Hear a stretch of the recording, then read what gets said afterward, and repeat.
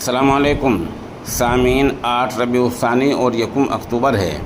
خبر کا عنوان ہے مسلم پرسنل بورڈ کا خاص اعلان۔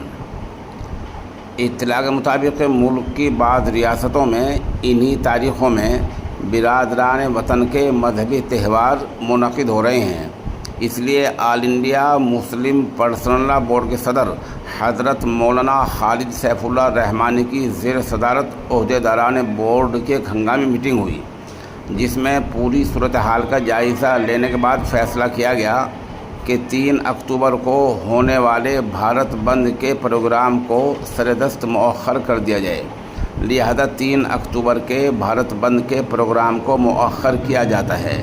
انشاءاللہ آئندہ تاریخوں کا جلد ہی اعلان کیا جائے گا۔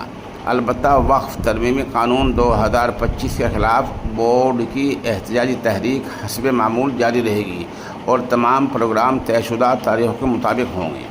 مولانا Fazlur Rahim Mujaddidi, general secretary All India Muslim Personal Board, doctor Syed Qasim Rasool Ilyas, ترجمان و قومی کنوینر تحفظ اوقاف مہم۔ یہ اعلانیہ آل انڈیا مسلم پرسنل بورڈ نے ابھی کچھ دیر پہلے جاری کیا ہے۔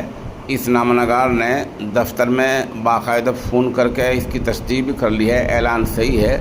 تو 3 تاریخ کو جو بھارت بند کا اعلان کیا گیا تھا، اس کو مسلم پرسنل بورڈ نے فی الحال مؤخر کر دیا ہے۔